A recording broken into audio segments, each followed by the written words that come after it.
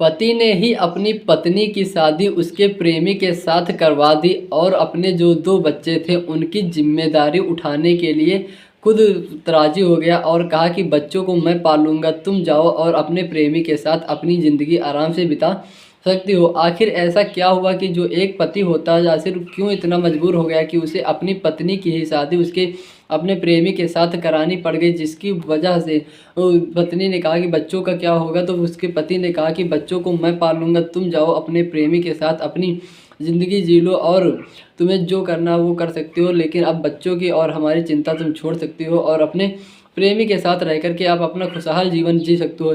आखिर ये घटना कहाँ की है और क्या हुआ, किस वजह से ऐसी घटना सामने आई और किस वजह से ये पति को ये करना पड़ा, ये सब कुछ जानेंगे इस वीडियो में। लेकिन वीडियो में आगे बढ़ने से पहले बस आप सभी लोगों से केवल एक रिक्वेस्ट है कि आप अभी चैनल पर नए हैं तो पहले चैनल को सब्सक्राइब कर दीजिए और वीडियो को लाइक कर दीजिए, ताकि आप सभी लोगों की वजह से हमारा हौसला बना रहे और मैं आप सभी लोगों के लिए इसी तरह की घटनाओं पर जानकारी लेकर आता रहूँ और आप सभी लोगों को जागरूक करता जी हाँ दोस्तों, ये जो घटना हुई है ये घटना है उत्तर प्रदेश का एक ज़िला पड़ता है जिस ज़िले का नाम होता है संत कबीर नगर। संत कबीर नगर में रहने वाला संत कबीर नगर ज़िले में रहने वाला एक कटार गांव पड़ता है। उस कटार गांव में एक बबलू नाम का युवक रहता है और उसी संत कबीर नगर ज़िले से कुछ ही मतलब बगल का पड़ोसी ज़िला होता है जिस ज़िले का नाम होता है गोरखपुर। और उस गोरखपुर ज़िले के अंतर्गत एक बेलधांव थाना लगता है, जिस थाने के अंतर्गत भूलन दास नाम का एक गांव पड़ता है। उस गांव में एक लड़की होती है जिसका नाम राधिका होती है। उसके बाद जो बबलू होता है और जो राधिका होती है, इन दोनों की शादी साल 2017 में होती है। साल 2017 में दोनों की शादी हो जाती है और दोनों का जीवन एकदम खुशहाल बीत रहा होता है।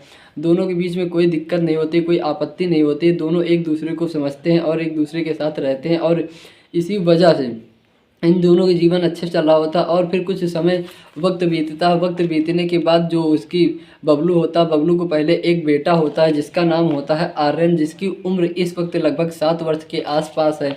और उसके फिर कुछ ही दिन बाद उसे एक बेटी होती है जिसका नाम शिवानी है और वह बेटी होती है इस वक्त 2 वर्ष की होती है। लेकिन उसकी जो बबलू जो होता है वह काम किया करता था, घर के सभी पालन पोषण करता है और वह एक प्राइवेट जॉब करता है जिसके वो काम करता है और घर को चलाने के लिए किसी न किसी मर्द को कोई ना कोई काम तो करना ही पड़ता है। तो उसी तरह उसे भी एक काम करना पड़ता है क्योंकि घर की जिम्मेदारियां हो जाती है। अगर जब आपके बच्चे हो जाते हैं तो आपकी जिम्मेदारियां और अधिक बढ़ जाती हैं। तो बबलू जो होता है वो घर को चलाने की वजह से बाहर अक्सर काम किए चले जाना लगता, काम करने के लिए बाहर चला जाया करता था और वो घर बहुत कम आता था और घर को उसको बहुत कम समय ही मिल पाता था कि वो घर पर आए और घर पर अपना समय बिताए, क्योंकि उसे बाहर कमाना भी होता था, वो बाहर कमाने के लिए चला जाता था।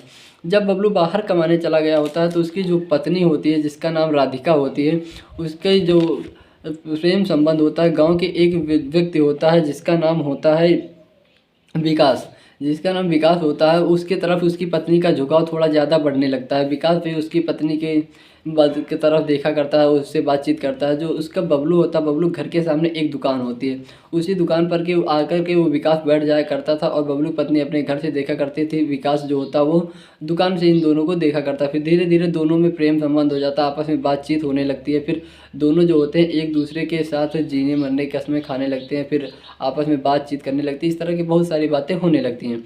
लेकिन अगर लोग कहते हैं ना कि अगर आप शादी के बाद या शादी से पहले कोई भी अनैतिक कार्य या गलत क्रिया करते हैं या प्रेम प्रसंग या कुछ भी करते हैं तो कुछ बातें होती हैं जो छुप नहीं सकती हैं। कुछ ना कुछ थोड़े दिन के लिए आप छुपा सकते हैं, लेकिन एक ना एक दिन ये सारी बातें खुल के आ जाती हैं। तो इसी तरह जो होता है, जो उसकी पत्नी होती है जिसके राधिका होती है, वो प्रेम तो बबलू से कर रही होती है लेकिन चोरी छिपे कर रही होती है। लेकिन धीरे धीरे गांव में लोगों को भनक पड़ जाती है। जब गांव में लोगों को भनक पड़ जाती है तो इसी बात को लेकर के कुछ लोग बबलू से शिकायत करने लगते हैं, फिर बबलू को बताने लगते हैं। जब बबलू को इस बात को पता चलता है तो वो भी काफ़ी परेशान हो जाता है। वो सोचता है कि मैं जिस पत्नी के लिए, जिस बच्चों के लिए मैं बाहर आकर काम करता हूँ, अगर वही पत्नी मेरे साथ धोखा करेगी, इस तरह का कार्य करेगी तो उसके ऊपर क्या बीतेगी, उसके बारे में काफ़ी सोचता है। लेकिन फिर वो किसी की बात को मानता नहीं है। फिर एक दिन बबलू जो होता है वो बाहर चल रहता ही है और पिकअप चलाने लगता है। लेकिन उसके बाद जो उसकी पत्नी होती है जिधर बात किया करती है विकास से, तो बबलू जो होता है उस समय से पहले मतलब लगभग दोपहर के 11:30-12 बजे वो आ जाता है। जब वो आता है घर पर देखता है कि उसकी पत्नी जो होती है वो विकास से को देख रही होती है, विकास जो होता है उसे देख रहा था, दोनों आपस में बातचीत कर रहे होते हैं। बबलू जो होता है वो अपनी पत्नी को थोड़ा मारने पीटने लगता है, उसे हड़काने लगता है कि आप ऐसा मत करिए, ये सब गलत बातें हैं। तो उसी बीच में जो विकास होता है वो आता है और उसकी पत्नी का हाथ पकड़ता है और उसे लेकर के चल देता है। कहता है कि ये अब मेरी पत्नी है, मैं इससे बात करता हूँ, तुम इसे मार नहीं सकते हो। इसी बीच में बीच बचाव करने लगता है। लेकिन बबलू कहता है कि ये मेरी पत्नी है, मैं इसको मारूँ पीटूँ या कुछ भी करूँ, तुम बीच में बोलने वाले होते कौन हो। तो विकास कहता है मैं इसका प्रेमी हूँ, मैं इससे बातचीत करता हूँ, तुम इसे इस तरह नहीं मार सकते हो। तो उसके बाद बबलू जो होता है उसको वहाँ पे ले करके घर घर को भेज देता है और खुद भी घर चला जाता है, विकास को वहाँ से जाने के लिए कह देता है। विकास वहाँ से चला जाता है। फिर बबलू जो होता है अपनी पत्नी को समझाता है, कहता है कि 2 बच्चे हैं और मैं हूँ, आपको समझिए, परिवार है, गांव के लोग क्या कहेंगे, समाज के लोग कैसे कहेंगे, आप इस तरह कर रहे हैं। तो उसकी पत्नी जो होती है उससे भी पूछता है कि क्या तुम मेरे साथ रहना पसंद करोगी या फिर विकास के साथ रहना पसंद करोगी। तो उसकी पत्नी जो होती है वो अपने प्रेमी विकास को चुनती है, कहती है कि मैं विकास के साथ रहना पसंद करूँगी, मैं तुमको तुम्हारे साथ रहना पसंद नहीं करूँगी। फिर जो उसका पति होता है बबलू जो होता है वो अपने बच्चों का भी हवाला देता है कि बच्चे हैं और इन बच्चों का क्या होगा। तो उसकी पत्नी कहती है बच्चों को हम मुझे नहीं पता, बच्चे मैं नहीं रखूँगी, मैं अपने प्रेमी विकास के साथ ही रहूँगी। तो बबलू जो होता है फिर ये बात गांव वालों को बताता है। गांव के काफ़ी सारे लोग इकट्ठा हो जाते हैं, फिर सब लोग बातचीत करते हैं। उसके बाद जो उसका पति बबलू होता है उसके प्रेमी को बुलाता है और बुलाने के बाद गांव वालों की मौजूदगी में उन्हें एक अपने ही जो ज़िले में तहसील उसकी लगती है, जिस तहसील का नाम होता है धन घटा तहसील, वहाँ पर जाता है और वहाँ पर जाने के बाद एक शपथ पत्र बनवाता है। उस शपथ पत्र में साफ तौर पर लिखाता है कि इसमें जो मेरी पत्नी थी पहले थी, लेकिन अब ये मेरी पत्नी नहीं है, ये अपनी मर्ज़ी से, अपनी स्वयं की इच्छा की वजह से ये अपने प्रेमी के साथ शादी करना चाहती है और मैं इसका हाथ इसके प्रेमी के हाथ में देना चाहता हूँ और आज से इसे ये मेरी पत्नी नहीं है, ना ही इससे मेरा कोई वास्ता है और ना इसका मुझसे कोई वास्ता है।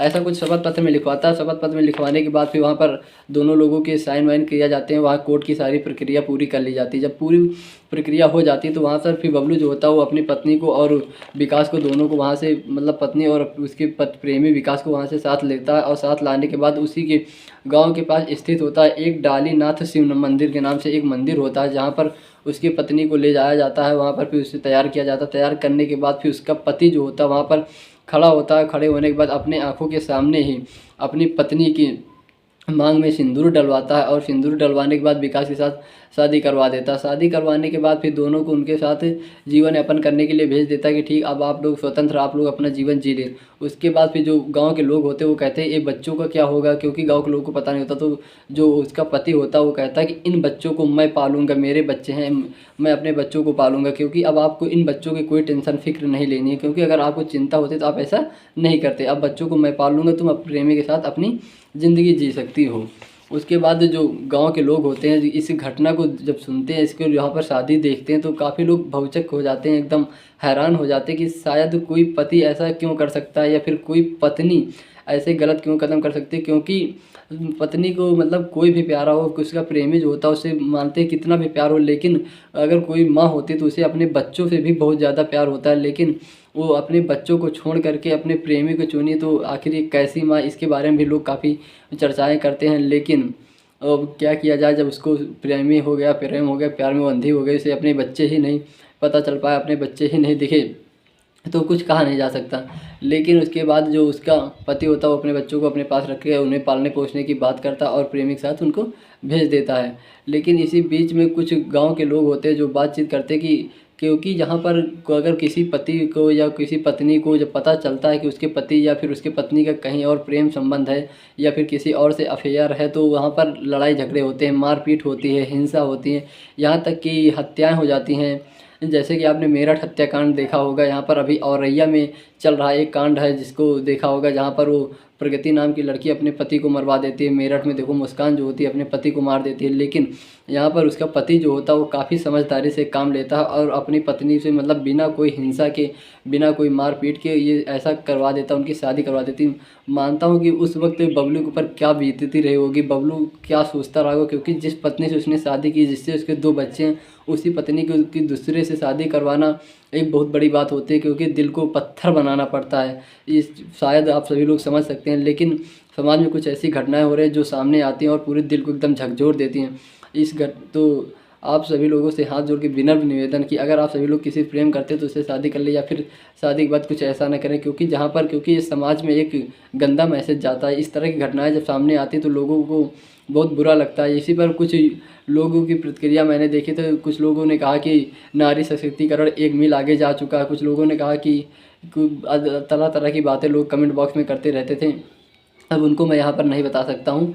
ये तो जो पूरी घटना थी, इस घटना को सुनाने का मेरा उद्देश्य आप सभी लोगों को परेशान करना नहीं, ना कि किसी को दिल को ठेस पहुँचाना, बस आप सभी लोगों को जागरूक करना, सतर्क करना और सचेत करना। क्योंकि समाज में कुछ ऐसी घटनाएं घट रही हैं जिस वजह से समाज में काफ़ी गंदगी होती है। तो आप सभी लोग जागरूक रहें, सतर्क रहें, सावधान रहें, अपना और अपनों का ख्याल रखें, स्वस्थ रहें, मस्त रहें। मिलते हैं आपको किसी नए वीडियो में, तब तक के लिए जय हिंद, वंदे मातरम।